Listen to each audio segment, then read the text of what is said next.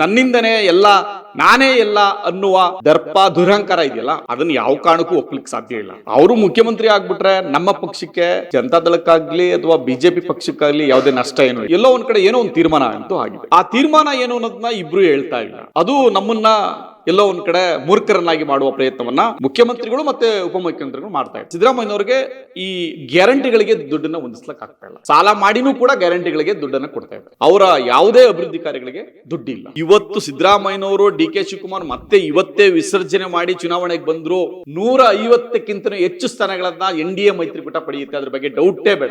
DCM D K Shivakumar ಮುಖ್ಯಮಂತ್ರಿ ಆಗ್ತಾರಾ, ಇರುವಂತಹ ಮುಖ್ಯಮಂತ್ರಿ ಸಿದ್ದರಾಮಯ್ಯ ಅವರು ತಮ್ಮ ಸ್ಥಾನವನ್ನು ಬಿಟ್ಟು ಕೊಡ್ತಾರ ಅನ್ನುವಂತಹ ಚರ್ಚೆ ಈಗ ಸದ್ಯ ಇರುವಂತದ್ದು. ಆದ್ರೆ ಅಂತಿಮ ಘಟ್ಟದಲ್ಲಿ ಈಗ ಹೈಕಮಾಂಡ್ ಲೆವೆಲ್ ಅಲ್ಲೂ ಕೂಡ ಈ ಒಂದು ಚರ್ಚೆ ಆಗ್ತಿರುವಂತದ್ದು. ಮುಖ್ಯಮಂತ್ರಿ ಸಿದ್ದರಾಮಯ್ಯ ಅವರು ಕಾಂಗ್ರೆಸ್ನ ಹೈಕಮಾಂಡ್ಗೆ ಬಿಸಿ ತುಪ್ಪವಾಗಿದ್ದಾರೆ. ಇದ್ರ ಬಗ್ಗೆ ಮಾತನಾಡಲಿಕ್ಕೆ ನಮ್ಮೊಂದಿಗೆ ಸದ್ಯ ಲಾಯರ್ ಪ್ರದೀಪ್ ಅವರಿದ್ದಾರೆ. ಅವ್ರನ್ನ ನಾವು ನೇರವಾಗಿ ಮಾತಾಡ್ಸೋಣ. ಸರ್, ಈಗ ಸದ್ಯ ರಾಜಕೀಯದಲ್ಲಿ ಚರ್ಚೆ ಆಗ್ತಿರುವಂತದ್ದು ಮುಖ್ಯಮಂತ್ರಿ ಸ್ಥಾನ ಯಾರಿಗೆ ಒಲಿಯುತ್ತೆ ಅನ್ನುವಂಥದ್ದು. ಒಂದು ಕಡೆ ಒಕ್ಕಲಿಗ ಸಮುದಾಯದ ಸ್ವಾಮೀಜಿಗಳು ಡಿ ಕೆ ಶಿವಕುಮಾರ್ ಮುಖ್ಯಮಂತ್ರಿ ಆಗ್ಬೇಕು ಅಂತಿದ್ದಾರೆ. ಇದಕ್ಕೆ ಕೌಂಟರ್ ಕೊಡುವ ಹಾಗೆ ನಿನ್ನೆನೂ ಕೂಡ ದಲಿತ ಸಂಘಟನೆಯು ಕೂಡ ಮುಖ್ಯಮಂತ್ರಿ ಸಿದ್ದರಾಮಯ್ಯ ಮುಂದುವರಿತಾರೆ ಅನ್ನುವಂತಹ ಒಂದು ಒತ್ತಾಯವನ್ನು ಕೂಡ ಮಾಡ್ತಿರುವಂತದ್ದು. ಇದರ ನಡುವೆಯಲ್ಲಿ NDA ಈಗ JDS ಮತ್ತೆ ಬಿಜೆಪಿಗೆ ಯಾವ ರೀತಿಯಾಗಿ ಇದು ಪ್ಲಸ್ ಆಗುತ್ತೆ ಅನ್ನುವಂತಹ ಸದ್ಯದ ಚರ್ಚೆ. ಈಗ ಮುಖ್ಯಮಂತ್ರಿ ಸಿದ್ದರಾಮಯ್ಯನವರು ಅನೇಕ ಬಾರಿ ಹೇಳಿದ್ದಾರೆ, ಹೈಕಮಾಂಡ್ ನಿಲುವಿಗೆ ನಾನು ಬದ್ಧ ಅಂತ. ಹೈಕಮಾಂಡ್ನೇ ನಿಲುವಿಗೆ ಬದ್ಧ ಅನ್ನೋ ಮಾತನ್ನ ಯಾಕೆ ಅವ್ರು ಪದೇ ಪದೇ ಹೇಳ್ತಿದ್ದಾರೆ ಅಂತಂದರೆ, ನಾಯಕತ್ವ ಬದಲಾವಣೆ ಬಗ್ಗೆ ಎಲ್ಲೋ ಮುನ್ಸೂಚನೆ ಇರಬೇಕು. ಅಥವಾ ಒಂದು, ಈ ಸರ್ಕಾರ ಏನೋ 2023 ಅಧಿಕಾರಕ್ಕೆ ಬಂದರು, ಆ ಸಮಯದಲ್ಲಿ ಅಧಿಕಾರ ಹಸ್ತಾಂತರದ ಬಗ್ಗೆ 2-2.5 ವರ್ಷಗಳ ಬಗ್ಗೆ ತೀರ್ಮಾನಗಳಾಗಿರಬೇಕು ಹೈಕಮಾಂಡ್ ಮಟ್ಟದಲ್ಲಿ. ಆ ಕಾರಣದಿಂದ ಮತ್ತು ನೀವು ಮಲ್ಲಿಕಾರ್ಜುನ್ ಖರ್ಗೆ ಅವರ ಹೇಳಿಕೆಯನ್ನು ನೋಡಿದಾಗ ಈ ಎಲ್ಲ ವಿದ್ಯಮಾನಗಳ ಬಗ್ಗೆ ನಾನು ಮಾತಾಡೋದಿಲ್ಲ, ಹೈಕಮಾಂಡ್ ತೀರ್ಮಾನ ಮಾಡುತ್ತೆ ಅನ್ನೋ ಮಾತನ್ನು ಕೂಡ ಹೇಳಿದ್ದಾರೆ. ಈ ಹಿಂದೆ 6 ತಿಂಗಳ ಹಿಂದೆ ರಾಜಣ್ಣವರು ಒಂದು ಸ್ಟೇಟ್ಮೆಂಟ್ ಮಾಡಿದ್ರು, ನವೆಂಬರ್ನಲ್ಲಿ ಕ್ರಾಂತಿ ಆಗುತ್ತೆ. ಯಾಕೆ ನವೆಂಬರ್ನಲ್ಲಿ ಕ್ರಾಂತಿ ಆಗುತ್ತೆ ಅಂತಂದ್ರು ಅಂದರೆ, ನವೆಂಬರ್ 20ಕ್ಕೆ 2.5 ವರ್ಷ ಆಗುತ್ತೆ. ಸೊ ಆ ದೃಷ್ಟಿಕೋನ ಇಟ್ಕೊಂಡೆ ಅವರು 2.5 ವರ್ಷಕ್ಕೆ ಇದು ಬದಲಾವಣೆ ಆಗುತ್ತೆ, ಮುಖ್ಯಮಂತ್ರಿ ಬದಲಾವಣೆ ಆಗ್ತಾರೆ ಅನ್ನುವ ದೃಷ್ಟಿಕೋನ ಇಟ್ಕೊಂಡೇ ಹೇಳಿತ್ತು. ಸೊ ಈ ಎಲ್ಲ ವಿದ್ಯಮಾನಗಳನ್ನ ಗಮನಿಸಿದಾಗ ಎಲ್ಲೋ ಒಂದು ಕಡೆ ಏನೋ ಒಂದು ತೀರ್ಮಾನ ಅಂತೂ ಆಗಿದೆ. ಆ ತೀರ್ಮಾನ ಏನು ಅನ್ನೋದನ್ನ ಇಬ್ರು ಹೇಳ್ತಾ ಇಲ್ಲ. ಅದು ನಮ್ಮನ್ನ ಎಲ್ಲೋ ಒಂದು ಕಡೆ ಮೂರ್ಖರನ್ನಾಗಿ ಮಾಡುವ ಪ್ರಯತ್ನವನ್ನ ಮುಖ್ಯಮಂತ್ರಿಗಳು ಮತ್ತು ಉಪಮುಖ್ಯಮಂತ್ರಿಗಳು ಮಾಡ್ತಾ ಇದ್ದಾರೆ. ಮತ್ತು ಇದ್ರ ಜೊತೆಗೆ ಕಾಂಗ್ರೆಸ್ನ ಹೈಕಮಾಂಡು ಭಾಳ ದಿಟ್ಟವಾದ ನಿರ್ಧಾರವನ್ನು ತೆಗೆದುಕೊಳ್ಬೇಕಾದಂಥ ಸಂದರ್ಭದಲ್ಲಿ ಎಲ್ಲ ಒಂದು ಕಡೆ ಹತಾಶರಾಗಿ ಕೈ ಚೆಲ್ಲಿ ಕೂಡ್ತಿದ್ದಾರೆ. ಅಥವಾ ಹೈಕಮಾಂಡ್ ಏನಾಗಿದೆ, ಒಪ್ಪಂದ ಏನಾಗಿದೆ, ತೀರ್ಮಾನ ಏನಾಗಿದೆ ಅಂತಕ್ಕಂಥ ವಿಚಾರವನ್ನು ಸಾರ್ವಜನಿಕವಾಗಿ ಪ್ರಕಟಣೆ ಮಾಡಬೇಕಾದಂತಹ ಅನಿವಾರ್ಯ ಪರಿಸ್ಥಿತಿ ಇದೆ. ಕಾರಣ ಏನಪ್ಪ ಅಂತಂದರೆ, ಕಳೆದ 8 ತಿಂಗಳಿಂದ ಈ ಅಧಿಕಾರ ವಿಕೇಂದ್ರೀಕರಣದ ಬಗ್ಗೆ, ಮುಖ್ಯಮಂತ್ರಿಯವರ ಬದಲಾವಣೆ ಬಗ್ಗೆ ಚರ್ಚೆ ಆಗ್ತಾ ಇದೆ. ಚರ್ಚೆಗೆ ಫುಲ್ ಸ್ಟಾಪ್ ಇಡಬೇಕಾದಂಥ ಒಂದೊಂದು ಕಾಂಗ್ರೆಸ್ನ ಹೈಕಮಾಂಡ್. ಆದರೆ ಈವರೆಗೆ ಯಾವುದೇ ತೀರ್ಮಾನವನ್ನು ಪ್ರಕಟಣೆ ಮಾಡಿಲ್ಲ. ಆದರೆ ನಾವಿಲ್ಲಿ ಗಮನಿಸಬೇಕಾಗಿರ್ತಕ್ಕಂಥ ಏನಪ್ಪ ಅಂದರೆ, ಎಲ್ಲ ಒಂದು ಕಡೆ ಡಿ ಕೆ ಶಿವಕುಮಾರು ಈ ಬೇರೆ ಬೇರೆ ನಾಯಕಗಳನ್ನ ಭೇಟಿ ಮಾಡ್ತಕ್ಕಂಥದ್ದು ಇರ್ಬೋದು, ಶಾಸಕರುಗಳನ್ನು ಕಳಿಸಿ ಹೈಕಮಾಂಡ್ ಜೊತೆ ಚರ್ಚೆ ಮಾಡ್ತಕ್ಕಂಥದ್ದು ಇರ್ಬೋದು, ಈ ಎಲ್ಲ ವಿದ್ಯಮಾನಗಳನ್ನು ಗಮನಿಸಿದಾಗ ಎಲ್ಲ ಒಂದು ಕಡೆ ಅಧಿಕಾರ ಹಸ್ತಾಂತರದ ಬಗ್ಗೆ ಮಾತುಕತೆ ಆಗಿದೆ, ಚರ್ಚೆ ಆಗಿದೆ. ಆ ನಿಟ್ಟಿನಲ್ಲಿ ಈ ಎಲ್ಲ ವಿದ್ಯಮಾನಗಳು ನಡೀತಾ ಇದೆ ಅಂತ ಅನ್ನಿಸ್ತಾ ಇದೆ. ಒಂದು ವೇಳೆ DCM ಡಿ ಕೆ ಶಿವಕುಮಾರ್ ಮುಖ್ಯಮಂತ್ರಿ ಆದರೆ JDS ಮತ್ತೆ ಬಿಜೆಪಿ ಯಾವ ರೀತಿಯ ಅಡ್ವಾಂಟೇಜು ಮುಂಬರುವಂತಹ ಚುನಾವಣೆಯಲ್ಲಿ, ಅಂದರೆ 2028 ಚುನಾವಣೆಗೆ?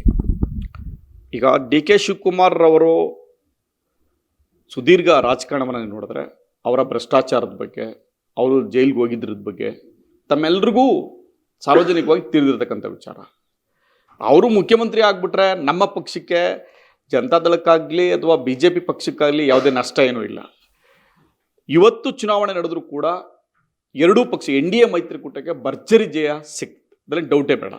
ಅಂಥ ಪರಿಸ್ಥಿತಿಗೆ ತಗೊಂಡೋಗಿದ್ರೆ ಸಿದ್ದರಾಮಯ್ಯನವರ ಕಳೆದ 2.5 ವರ್ಷ ಕೊಟ್ಟಂಥ ಆಡಳಿತ, ಅವರು ಎಲ್ಲ ಇಲಾಖೆಗಳಲ್ಲಿ ಆಗಿರ್ತಕ್ಕಂಥ ಭ್ರಷ್ಟಾಚಾರ, ಇವತ್ತು ಟ್ರಾನ್ಸ್ಫರ್ಲಾಗಿರ್ತಕ್ಕಂಥ ಭ್ರಷ್ಟಾಚಾರ, ಇವತ್ತು ಏನು ಕಾಂಟ್ರಾಕ್ಟಲ್ಲಿ ಆಗಿರ್ತಕ್ಕಂಥ ಭ್ರಷ್ಟಾಚಾರ, ಮತ್ತು ಮೂಢ ಹಗರಣ ಇರ್ಬೋದು, ವಾಲ್ಮೀಕಿ ನಿಗಮದಲ್ಲಿ ಆಗಿರ್ತಕ್ಕಂಥ ಹಗರಣ ಇರ್ಬೋದು, ಹೀಗೆ ಬೇರೆ ಬೇರೆ ಇಲಾಖೆಗಳಲ್ಲಿ ಆಗಿರ್ತಕ್ಕಂಥ ಹಗರಣ, ಭ್ರಷ್ಟಾಚಾರ, ಮತ್ತು ಇವತ್ತು ಒಂದೇ ಒಂದು ಅಭಿವೃದ್ಧಿ ಕಾರ್ಯಕ್ರಮಗಳನ್ನು ಈ ರಾಜ್ಯದಲ್ಲಿ ಅವರು ಕೈಗೊಂಡಿಲ್ಲ. ಕೇವಲ 4-5 ಗ್ಯಾರಂಟಿಗಳನ್ನು ಹೊರತುಪಡಿಸಿದ್ರೆ ಬೇರೆ ಯಾವುದೇ ಕಾರ್ಯಕ್ರಮವನ್ನು ಈ ರಾಜ್ಯದಲ್ಲಿ ಅವರು ಕೊಟ್ಟಿಲ್ಲ. ಕೊಡುವುದಕ್ಕೆ ಅವ್ರ ಹತ್ರ ಹಣ ಇಲ್ಲ.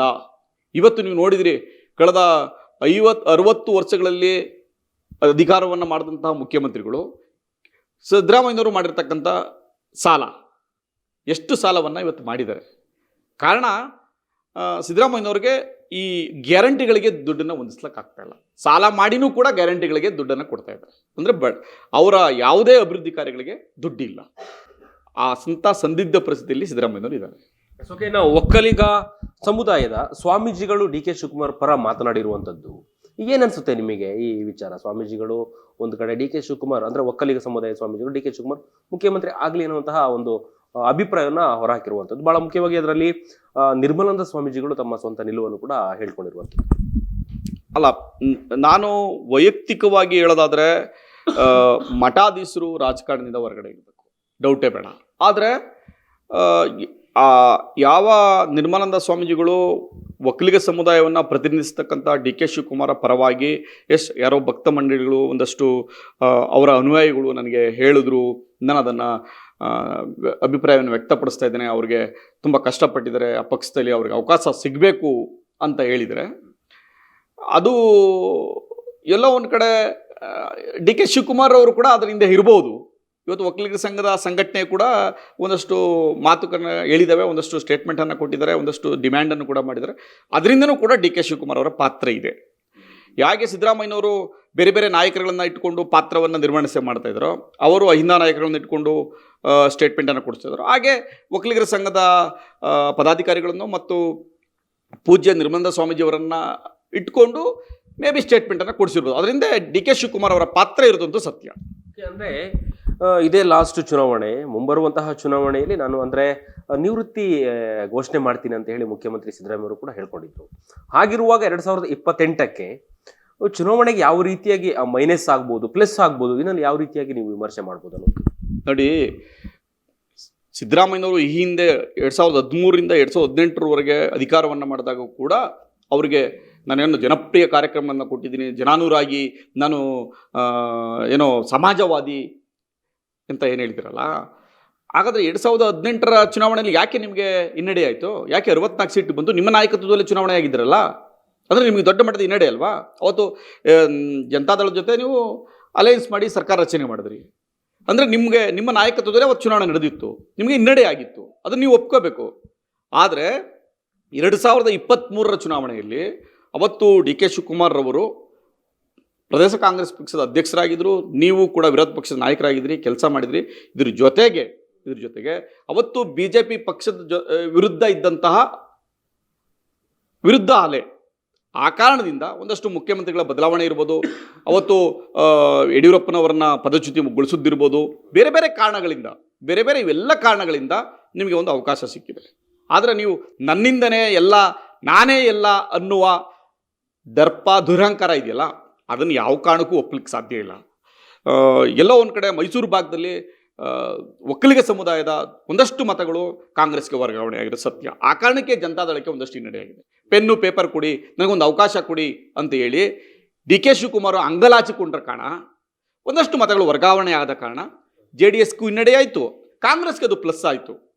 ಈ ಎಲ್ಲ ಕಾರಣಗಳಿಂದ ಅಧಿಕಾರಕ್ಕೆ ಬಂದಿರೋದೇ ಹೊರತು ಸಿದ್ದರಾಮಯ್ಯನವರು ನಾನೇ ಅಂತ ಹೇಳ್ಕೊಳ್ತಕ್ಕಂಥ ಯಾವುದೇ ಗರ್ವ ಪಡಬೇಕಾದಂಥ ಅವಶ್ಯಕತೆ ಇಲ್ಲ. ಹಾಗಾದ್ರೆ DCM ಡಿ ಕೆ ಶಿವಕುಮಾರ್ ಮುಖ್ಯಮಂತ್ರಿ ಆಗ್ತಾರೆ ಅಂತೇಳಿ ನಿಮ್ಮ ಅಭಿಪ್ರಾಯನ, ಅಥವಾ ಹೇಗೆ? ಅಲ್ಲ, ಮಾತುಕತೆ ಆಗಿಲ್ಲ ಅಂತಾನೆ ಹೇಳಿರಲಿಲ್ಲ ಇದುವರೆಗೆ. ಆ ಥರದ್ದು ಯಾವುದೇ ಅಧಿಕಾರವನ್ನು ಹಸ್ತಾಂತರ ಮಾಡಬೇಕು ಆಗಿಲ್ಲ ಅಂತ ಹೈಕಮಾಂಡ್ ಇದುವರೆಗೆ ಸ್ಪಷ್ಟಪಡಿಸಿಲ್ಲ. ಅಥವಾ ಈ ಸಿದ್ದರಾಮಯ್ಯನವರಾಗಲಿ ಡಿ ಕೆ ಶಿವಕುಮಾರ್ ಆಗಲಿ ಇಲ್ಲ ಅಂತ ಹೇಳ್ಬಿಡ್ಲಿ, ಈ ಚರ್ಚೆನೇ ಬೇಡ, ನೀವು ಅಧಿಕಾರ ಮಾಡಿ, ನಿಮ್ಗೆ ಅವಕಾಶ ಸಿಕ್ಕಿದೆ ಅಲ್ವಾ, 5 ವರ್ಷ ಅವಕಾಶ ಸಿಕ್ಕಿದೆ, ಕೆಲಸ ಮಾಡಿ. ಯಾಕೆ ಕಳೆದ 8-10 ತಿಂಗಳ ಚರ್ಚೆ? ನೀವು ಪದೇ ಪದೇ ಡೆಲ್ಲಿಗೆ ಯಾಕೆ ಹೋಗ್ತಿದ್ರಿ? ಪದೇ ಹೈಕಮಾಂಡ್ ಯಾಕೆ ಜೊತೆ ಮಾಡ್ತಾಯಿದ್ರಿ? ಯಾಕೆ ಬೇರೆ ಬೇರೆ ನಾಯಕಗಳನ್ನ ಭೇಟಿ ಮಾಡ್ತಾಯಿದ್ರಿ? ಯಾಕೆ ಈ ಶಾಸಕರು ಯಾಕೆ ಹಿಂಡಾಗಿ ದೆಹಲಿ ಪ್ರವಾಸವನ್ನು ಕೈಗೊಂಡಿದ್ದಾರೆ? ತೆರೆಮರೆಯ ಪ್ರಯತ್ನ ಇದೆಯಲ್ಲ, ನಮ್ಮನ್ನೆಲ್ಲರನ್ನೂ ಮೂರ್ಖರನ್ನಾಗಿ ಮಾಡಿದ್ದಾರೆ. ಪವರ್ ಶೇರಿಂಗ್ ಆಗಿಲ್ಲ ಅಂತ ಹೇಳ್ತೀರಾ. ಒಂದ್ ವೇಳೆ ಪವರ್ ಶೇರಿಂಗ್ ಆಗಿದ್ದಿದ್ರೆ ಇಷ್ಟೊತ್ತಿಗಾಗ್ಲೇ ಅದಕ್ಕೊಂದು ತೀರ್ಮಾನ ಮಾಡಬೇಕಿತ್ತು. ಆಗಿಲ್ಲ ಅಂತ ಹೇಳಿದ್ರೆ ಯಾಕೆ ಡೆಲ್ಲಿ ಪ್ರವಾಸನ ಹಮ್ಮಿಕೊಂಡ್ರು ನಾಯಕರು ಅನ್ನುವಂತಹ ಪ್ರಶ್ನೆ. ಎಸ್, 100% ಭಾಗ ನವೆಂಬರ್ 20ಕ್ಕೆ ಏನೋ 2.5 ವರ್ಷ ಮುಗ್ದಿತ್ತು, ಅಲ್ಲಿಗೆ ಒಂದು ಅಧಿಕಾರ ಹಸ್ತಾಂತರ ಆಗಬೇಕಾಗಿತ್ತು. ಅದರ ಕ್ಲೈಮನ್ನು ಡಿ ಕೆ ಶಿವಕುಮಾರ್ ಅವರು ಹೈಕಮಾಂಡ್ ಮುಂದೆ ಇಟ್ಟಿದ್ದಾರೆ.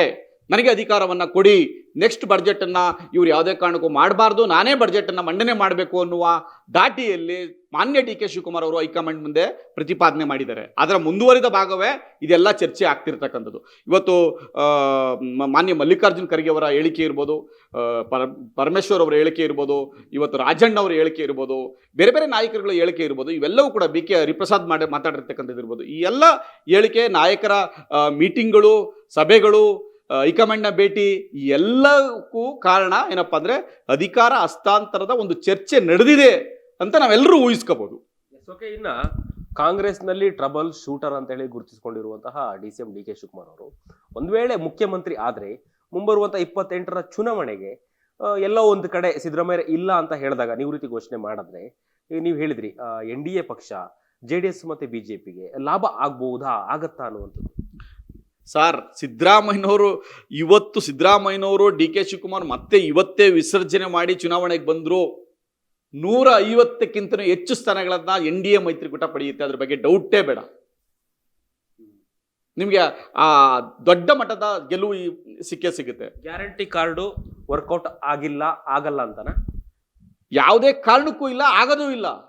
ನೀವು ಗ್ಯಾರಂಟಿ ಕಾರ್ಡ್ ವರ್ಕೌಟ್ ಆಗಿದ್ದಿದ್ರೆ 4 ತಿಂಗಳು 5 ತಿಂಗಳು ಬ್ಯಾಲೆನ್ಸ್ ಇಟ್ಕೊಂಡು ಬೈ ಎಲೆಕ್ಷನ್ ಚುನಾವಣೆಗೆ ಲಾಸ್ಟ್ ಮೂಮೆಂಟಲ್ಲಿ 2 ದಿವಸ ಹಾಕಿದ್ರಲ್ಲ ಅಮೌಂಟು, ಅದು ಹಾಕ್ದೇನೆ ನೀವು ಹಣವನ್ನು ಖರ್ಚು ಮಾಡ್ದೇನೆ ನೀವು ಚುನಾವಣೆ ಮಾಡಬೇಕಾಯ್ತು ಗ್ಯಾರಂಟಿ ಕಾರ್ಡ್ಗಳ ಮೇಲೆ. ಯಾವ ಗ್ಯಾರಂಟಿ ಕಾರ್ಡನ್ನ ಇವತ್ತು ಬಸ್ಸಲ್ಲಿ ಹೋಯ್ತಾ ಇದಾರಲ್ಲ, ಬಸ್ಗಳನ್ನು ಎಷ್ಟು ಮಿಸ್ಯೂಸ್ ಆಗಿದೆ. ಇವತ್ತು ಸ್ಟೂಡೆಂಟ್ಸ್ಗಳು ಟ್ರಾವೆಲ್ ಮಾಡೋಕ್ಕಾಗ್ತಿಲ್ಲ, ಗಂಡಸರು ಟ್ರಾವೆಲ್ ಮಾಡೋಕ್ಕಾಗ್ತಿಲ್ಲ, ಬೇರೆ ಬೇರೆ ಮನೆಗಳಲ್ಲಿ ಕೆಲಸ ಬಿಟ್ಬಿಟ್ಟು ಅದ್ರ ಮಿಸ್ಯೂಸ್ ಆಗಿರ್ತಕ್ಕಂಥದ್ದೇ ಜಾಸ್ತಿ ಇದೆ. ನೀವು ಎಲ್ಲೋ ನಿಮ್ಮ ಮನೆಯಲ್ಲ ತಂದಿರ್ತಕ್ಕಂಥದ್ದಲ್ಲ, ಸರ್ಕಾರದ ಬೊಕ್ಕಸಕ್ಕೆ ದೊಡ್ಡ ಮಟ್ಟದ ನಷ್ಟ. ಯಾಕೆಂದರೆ ನೀವು ಅದಕ್ಕೊಂದು ಗೈಡ್ಲೈನ್ಸ್ ಇಲ್ಲ, ಒಂದು SOP ಇಲ್ಲ, ಯಾರಿಗೆ ಕೊಡಬೇಕು, ಯಾರಿಗೆ ಅದು ಗ್ಯಾರಂಟಿ ಕಾರ್ಡ್ಗಳು ಹೋಗ್ಬೇಕಾಗಿತ್ತು ಅದು ಹೋಗ್ತಾ ಇಲ್ಲ, ಎಲ್ರಿಗೂ ಯೂನಿವರ್ಸಲ್ ಆಗಿ ಹೋಗ್ತಾ ಇದೆ. ಅದರಿಂದ ಅಸಮಾನತೆಯಲ್ಲಿ ಎಲ್ಲಿ ನೀವು ಸರಿಪಡಿಸ್ತೀರಿ? ಬಡವ ಮತ್ತು ಶ್ರೀಮಂತರ ನಡುವೆ ಇರ್ತಕ್ಕಂಥ ವ್ಯತ್ಯಾಸವನ್ನು ಸರಿಪಡಿಸ್ಲಿಕ್ಕೆ ಸಾಧ್ಯನಾ? ಈಗ ನನ್ನ ಹೆಂಡತಿಗೂ ಕೂಡ ನೀವು ಮಾಲಲ್ಲಿ ಹೋಗೋಕ್ಕೆ, ಫಿಲಮ್ ನೋಡೋಕ್ಕೆ ಬಸ್ ಟ್ರಾವೆಲ್ ಮಾಡಿದ್ರೆ, ಮತ್ತೆ ಯಾರೋ ಕಾರ್ಮಿಕರು ಎಲ್ಲೋ ಗಾರ್ಮೆಂಟ್ಸಲ್ಲಿ ಕೆಲಸ ಮಾಡ್ತಕ್ಕ ಒಂದು ಹೆಣ್ಮಗು, ಅಥವಾ ಯಾವುದೋ ಫ್ಯಾಕ್ಟ್ರಿಲಿ ಕೆಲಸ ಮಾಡ್ತಕ್ಕ ಹೆಣ್ಮಗು, ಅಥವಾ ರೋಡ್ ಸೈಡಲ್ಲಿ ಕೆಲಸ ಮಾಡ್ತಕ್ಕಂಥ ವೆಂಡರ್ಸು, ಇವರು ಅದೇ ಬಸ್ ಫ್ರೀ ಮಾಡಿದ್ರೆ ಏನು ವ್ಯತ್ಯಾಸ ಆಯ್ತು ಅವ್ರಿಗೂ ನಿಮಗೂ? ಬಿಹಾರ ಚುನಾವಣೆಯ ಫಲಿತಾಂಶ ಕರ್ನಾಟಕದ ಸರ್ಕಾರ ಆಗಿರ್ಬೋದು ಅಥವಾ BJP ಮತ್ತೆ JDSಗೆ ಎಲ್ಲ ಒಂದು ಕಡೆ ಶಕ್ತಿ ತುಂಬುತ್ತಾ, ಕಾನ್ಫಿಡೆನ್ಸ್ ಜಾಸ್ತಿ ಆಯ್ತು ಅಂತೇಳಿ ಅನ್ಸತ್ತೆ ನಿಮಗೆ? ಅಲ್ಲ, ನಾನು ಹೇಳೋದು ಬಿಹಾರ ಯಾವತ್ತು ಇಡೀ ದೇಶದಲ್ಲಿ ಬಹಳ ವಿಭಿನ್ನವಾದ ಚುನಾವಣೆ ಅಂತ ರಾಜ್ಯದಲ್ಲಿ ನಾನು ಇಷ್ಟು ವರ್ಷದ ರಾಜಕೀಯ ವಿಶ್ಲೇಷಣೆ ನೋಡಿದಾಗ ಭಾರತೀಯ ಜನತಾ NDA ಮೈತ್ರಿಕೂಟಕ್ಕೆ ಆ ಮಟ್ಟದ ಅಭೂತಪೂರ್ವವಾದ ಜಯ ಸಿಗುತ್ತೆ ಅಂತ ನಾನು ಕನಸಿನಲ್ಲೂ ಎನಿಸಿರಲಿಲ್ಲ. ನೀವು ಬಿಹಾರ ಬಹಳ ದೊಡ್ಡ ವಿಭಿನ್ನವಾದ ರಾಜ್ಯ, ಅದು ವಿಭಿನ್ನತೆಗೆ ಒಳಗೊಂಡದು, ರಾಜಕೀಯ ವಿಶ್ಲೇಷಣೆ ಒಳಗೊಂಡಿರ್ತಕ್ಕಂಥ ರಾಜ್ಯ ಅದು, ಮತ್ತು ಬಹಳ ದೊಡ್ಡ ದೊಡ್ಡ ನಾಯಕರು ಬಂದಿರತಕ್ಕಂಥ ರಾಜ್ಯ ಅದು. ಅಂಥ ರಾಜ್ಯದಲ್ಲಿ ಅಲ್ಲಿ ಯಾದವ್ ಅವರ ಕುಟುಂಬದನ್ನ ದೂರ ತಳ್ಳಿ, ಕಾಂಗ್ರೆಸ್ಸನ್ನು ದೂರ ತಳ್ಳಿ ಇವತ್ತು ನಿತೀಶ್ ಕುಮಾರ್ ಮತ್ತು BJPಗೆ ದೊಡ್ಡ ಮಟ್ಟದ ಗೆಲುವನ್ನು ಕೊಟ್ಟಿದೆ ಅಂತಂದರೆ ನಾವೆಲ್ಲರೂ ಕೂಡ ಚಿಂತನೆ ಮಾಡಬೇಕಾಗಿದೆ. ಇನ್ನು ಅಲ್ಲಿ ಬಿಹಾರಲ್ಲಿ ಆ ರೀತಿಯ ಒಂದು ಗೆಲುವು ಸಿಕ್ಕಿದೆ ಅಂದರೆ ಕರ್ನಾಟಕದಲ್ಲಿ ಅದಕ್ಕಿಂತ ದೊಡ್ಡ ಮಟ್ಟದ ಗೆಲುವು ಸಿಗಬೇಕಾಗುತ್ತೆ. ಇನ್ನು ಮುಖ್ಯಮಂತ್ರಿ ಸಿದ್ದರಾಮಯ್ಯ ಅವರು ಮತ್ತೆ DCM ಡಿ ಕೆ ಶಿವಕುಮಾರ್ ಕೂಡ ಈಗ ಕುರ್ಚಿ ಕಾಳಗ ಆಗ್ತಿರುವಂಥದ್ದು. ಇಬ್ಬರ ಜಗಳ ಮೂರವರಿಗೆ ಯಾರಿಗೆ ಲಾಭ ಆಗುತ್ತೆ ಅನ್ನುವಂಥದ್ದು? ಅಲ್ಲ, ಅಲ್ಲಿ ಗೆಲುವು ಸೋಲು ಅನ್ನೋದಕ್ಕಿಂತನೂ ಡಿ ಕೆ ಶಿವಕುಮಾರ್ ಅವರಿಗೆ ಅಧಿಕಾರ ಹಸ್ತಾಂತರ ಮಾಡಬೇಕಾಗಿತ್ತು ಅಂತಂದರೆ ಮಾಡಬೇಕಾಗಿಲ್ಲ ಅಂತ ಮಾತುಕತೆ ಆಗಿಲ್ಲ ಅಂದರೆ ಅದನ್ನ ಜನಕ್ಕೆ ಕೇಳಿ. ಯಾವ ರೀತಿ ನಾನು ಪ್ರಾಮಿಸ್ ಮಾಡಿಲ್ಲ ಅಂತ, ನಾನು ಪ್ರಾಮಿಸ್ ಮಾಡಿಲ್ಲ, ನಾನು ಹೇಳಿಲ್ಲ, ಯಾವುದೇ ರೀತಿ ಯಾವುದೇ ಚರ್ಚೆನೇ ಆಗಿಲ್ಲ, ಮಾತುಕತೆನೂ ಆಗಿಲ್ಲ, ನಾನು ಹೈಕಮಾಂಡ್ ಮುಂದೆ ಅದಕ್ಕೆ ಒಪ್ಕೊಂಡು ಇಲ್ಲ ಅಂತ ನೀವು ಹೇಳಿ. ಅದನ್ನ ಹೇಳ್ತಾ ಇಲ್ವಲ್ಲ. ನಾನು 5 ವರ್ಷ ಮುಖ್ಯಮಂತ್ರಿ ಅಂತ ಒಂದ್ಸರಿ ಹೇಳಿದಿರಿ, ಅದಾದ್ಮೇಲೆ ಒಂದು 10 ಸರಿ ಹೇಳಿದ್ರೆ ಹೈಕಮಾಂಡ್ ನಿರ್ಮಾಣಕ್ಕೆ ನಾನು ಬದ್ಧ ಅಂತ ಹೇಳಿದಿರಿ. ಡಿ ಕೆ ಶಿವಕುಮಾರ್ ಬದ್ಧ, ನಾನು ಬದ್ಧ. ಅದು ಯಾಕೆ ಹೈಕಮಾಂಡ್ ಕೇಳ್ತಾ ಇದ್ರಿ? ಎಸ್, ಅದ್ಯಾವ ಚರ್ಚೆನೂ ಆಗಿಲ್ಲ. ನಾನು 5 ವರ್ಷಗಳ ಮುಖ್ಯಮಂತ್ರಿ, ಇಲ್ಲಿ ಡಿ ಕೆ ಶಿವಕುಮಾರ್ ಜೊತೆಲಿ ನಿಲ್ಸ್ಕೊಂಡು ಹೇಳ್ಬಿಡಿ ಮೀಡಿಯಾಗೆ, ಮುಗಿದೋಯ್ತು. ಅವ್ರು ಯಾವುದು ಕ್ಲೈಮ್ ಮಾಡಲ್ಲ, ನಾನೇ ಮುಖ್ಯಮಂತ್ರಿ ಅಂತ ಹೇಳ್ಬಿಡಿ, ಮುಗಿದು. ಈ ಚರ್ಚೆನೇ ಆಗಲ್ಲ. ಫಸ್ಟು ಈ ಚರ್ಚೆಯಿಂದ ಹೊರಗಡೆ ಬರಬೇಕಾಗಿದೆ. ಕಳೆದ 8-10 ತಿಂಗಳಿಂದ ಈ ಚರ್ಚೆಯಲ್ಲಿ ಮುಳುಗೋಗಿ ರಾಜ್ಯದ ಯಾವುದೇ ಅಭಿವೃದ್ಧಿ ಕೆಲಸಗಳ ಬಗ್ಗೆ ನಾವು ಯಾರೂ ತಲೆ ಕೆಡಿಸ್ಕೋತಾ ಇಲ್ಲ.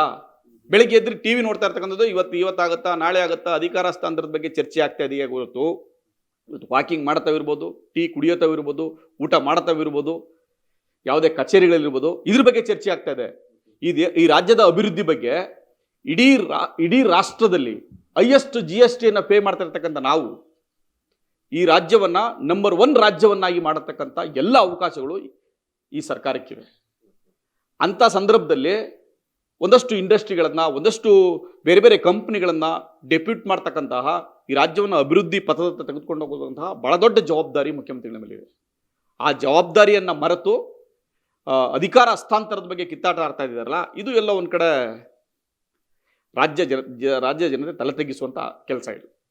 ಇನ್ನು DCM DK ಶಿವಕುಮಾರ್ ಅವರ ಬಣ, ಮುಖ್ಯಮಂತ್ರಿ ಸಿದ್ದರಾಮಯ್ಯ ಅವರ ಬಣ, ಎರಡೂ ಬಣಗಳ ನಡುವೆ ಈಗ ಜಿದ್ದಾಜಿದ್ದಿ ಪ್ರಾರಂಭ ಆಗಿರುವಂಥದ್ದು. ಕೊನೆಯದಾಗಿ ಏನು ಹೇಳಿಕ್ ಬಯಸ್ತೀರಾ? ಖಂಡಿತ ಜಿದ್ದಾಜಿದ್ದಿ ಆಗೇ ಆಗುತ್ತೆ, ಬಣ ಆಗೇ ಆಗುತ್ತೆ. ಯಾಕೆಂದರೆ ಸಿದ್ದರಾಮಯ್ಯನವರು ಅಷ್ಟು ಸುಲಭವಾಗಿ ಅಧಿಕಾರವನ್ನ ಹಸ್ತಾಂತರ ಮಾಡ್ತಾರೆ ಅಂತ ನನಗಂತೂ ಅನ್ಸಲ್ಲ. ಅವರು ಬಿಟ್ಕೊಡಲ್ಲ, ಇವರು ಬಿಡಲ್ಲ. ಇದು ಒಂದು ತಾರ್ಕಿಕ ಅಂತ್ಯಕ್ಕೆ ಹೋಗಿ ಎಲ್ಲ ಒಂದು ಕಡೆ ಸರ್ಕಾರನೇ ಬೀಳ್ಬೋದು ಅಂತ ನನಗನ್ಸುತ್ತೆ. ಅಲ್ಲ, ಈ ಮಾತು ಹೇಳಿದಾಗ ನಾವು ಪ್ರಶ್ನೆ ಕೇಳಲೇಬೇಕು. ಸಿದ್ದರಾಮಯ್ಯ ಅವರು ಅಧಿಕಾರನ ಬಿಟ್ಟು ಕೊಡೋದೇ ಇಲ್ಲ ಅಂತ ಹೇಳಿದ್ರಿ. JDS ಬೆಲ್ಟ್ ಇಂದ ಬಂದಿರೋದಕ್ಕೋಸ್ಕರ ಅಥವಾ ಈ ಮಾತು ಯಾಕೆ ಅಂತ? ಇಲ್ಲ, ಅವರ ಮನಸ್ಥಿತಿ, ಅವರ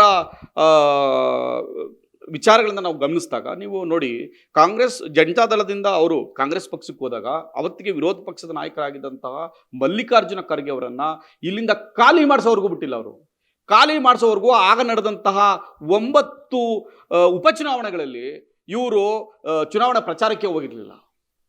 ಅವರು ಇಂಡೈರೆಕ್ಟಾಗಿ ಅವತ್ತಿನ ಸಂದರ್ಭದಲ್ಲಿ ಬೇರೆ ಬೇರೆ ನಾಯಕರ ಜೊತೆ ಒಡನಾಟ ಇತ್ತು. ಅಂದರೆ ಅಧಿಕಾರವನ್ನು ಇವ್ರು ಹೇಳ್ತಾರಲ್ಲ, ಯಾವ ರೀತಿ ಇವರು ಅಧಿಕಾರದಿಂದ ಹಿಂದೆ ಇದ್ದಾರೆ ಅನ್ನೋದಕ್ಕೆ ನಿಮ್ಗೆ ಎಕ್ಸಾಂಪಲ್ ಹೇಳ್ತಾ ಇರೋದು. ಆಮೇಲೆ ಕೊನೆಗೆ ಅವರು ಕಾಂಗ್ರೆಸ್ ಹೈಕಮಾಂಡು ಮಲ್ಲಿಕಾರ್ಜುನ ಖರ್ಗೆ ಅವ್ರನ್ನ ಲೋಕಸಭಾ ಸದಸ್ಯರನ್ನಾಗಿ ಮಾಡಿ ಅವ್ರನ್ನ ಸೆಂಟ್ರಲ್ ಕರ್ಕೊಂಡ್ರು. ಆಮೇಲೆ ಇವರು ವಿರೋಧ ಪಕ್ಷ ನಾಯಕರನ್ನ ಮಾಡಿದ್ರು. ಅದಾದ್ಮೇಲೆ ವಿರೋಧ ಪಕ್ಷ ನಾಯಕರಾಗಿದ್ದಾರೆ, ಚೀಫ್ ಮಿನಿಸ್ಟರ್ ಆಗಿದ್ದಾರೆ, ಮತ್ತೆ ವಿರೋಧ ಪಕ್ಷ ನಾಯಕರಿದ್ದಾರೆ, ಮತ್ತೆ ಚೀಫ್ ಮಿನಿಸ್ಟರ್ ಆಗಿದ್ದಾರೆ. ಅಂದರೆ ಅಧಿಕಾರದಿಂದ ಇದ್ದಾರೆ. ಅಧಿಕಾರದಿಂದ ಎಷ್ಟು ಇದಾಗಿದ್ದಾರೆ ಅನ್ನೋದಕ್ಕೆ ನಿಮ್ಗೊಂದು ಎಕ್ಸಾಂಪಲ್ ನೀವು ಹೇಳಿದ್ರಲ್ಲ, ನೆಕ್ಸ್ಟ್ ಚುನಾವಣೆಗೆ ನಾನು ನಿಲ್ಲ ಅಂತೇಳಿ ಮತ್ತೆ ನಿಲ್ತೀನಿ ಅಂತ ಹೇಳ್ತಾ ಇದ್ರಲ್ಲ, that is politics, that is Siddaramaiah. ಇದಿಷ್ಟು ಲಾಯರ್ ಪ್ರದೀಪ್ ಅವರ ಮಾತುಗಳಾಗಿತ್ತು. ಕ್ಯಾಮ್ರಾ ಪರ್ಸನ್ ಉಲ್ಲಾಸ್ ಜೊತೆ ಅಭಿಜಿತ್ ಗಣೇಶ್, ಕರ್ನಾಟಕ ಟಿವಿ, ಬೆಂಗಳೂರು. ತುಂಬಾ ದಪ್ಪ ಇದ್ದೀರಾ, ಅದರಲ್ಲೂ ಯಾವುದೇ ಸೈಡ್ ಎಫೆಕ್ಟ್ ಇಂದ ಸಣ್ಣ ಆಗ್ಬೇಕಾ? ಎಷ್ಟೋ ಜನ ಹೇಳ್ತಾ ಇದ್ರಿ, ಸರ್ ನಾನು ಜಿಮ್ಗೆ ಹೋಗ್ತಾ ಇದ್ದೀನಿ ಆದ್ರೂ ಸಣ್ಣ ಆಗ್ತಾ ಇಲ್ಲ ಸರ್, ವರ್ಕೌಟ್ ಮಾಡ್ತಾ ಇದ್ದೀನಿ ಆದ್ರೂ ಸಣ್ಣ ಆಗ್ತಾ ಇಲ್ಲ ಅಂತ ಹೇಳ್ತಾ ಇದ್ರಲ್ಲ. 100% ಯಾವ ಜಿಮ್ಗೂ ಹೋಗ್ದಂಗೆ ವರ್ಕೌಟು ಮಾಡ್ದಂಗೆ ನೀವು ಸಣ್ಣ ಆಗ್ಬೋದು. ಪ್ರತಿದಿನ ಬೆಳಿಗ್ಗೆ ಸಂಜೆ 2 ಟೈಮ್ ನಮ್ಮ ಜೀನಿ ಸ್ಲಿಮ್ನ ಯೂಸ್ ಮಾಡಿ ಯಾವುದೇ ಸೈಡ್ ಎಫೆಕ್ಟ್ ಇಲ್ದಂಗೆ ನೀವು ಸಣ್ಣ ಆಗ್ತೀರಾ. ಯಾಕೆಂದ್ರೆ ಜೀನಿ ಸ್ಲಿಮ್ಮು ಒಂದು ಉತ್ತಮ ಆಹಾರ. ನಿಮಗೆ ಮಾಧ್ಯಮದಲ್ಲಿ ಕೆಲಸ ಮಾಡುವ ಆಸಕ್ತಿ ಇದೆಯಾ? ಹಾಗಾದ್ರೆ ಕರ್ನಾಟಕ ಟಿವಿ ಡಿಜಿಟಲ್ ಮೀಡಿಯಾದಲ್ಲಿದೆ ನಿಮಗೆ ಒಳ್ಳೆಯ ಅವಕಾಶ. ಆಯ್ಕೆಯಾದವರಿಗೆ ಉಚಿತ ತರಬೇತಿ ಕೊಡ್ತೀವಿ. ತರಬೇತಿ ನಂತರ ಕೆಲಸ ಮಾಡುವ ಅವಕಾಶನೂ ಕೊಡ್ತೀವಿ. ಈ ಕೂಡಲೇ ನಿಮ್ಮ ಮಾಹಿತಿಯನ್ನ ಮೇಲ್ ಮಾಡಿ.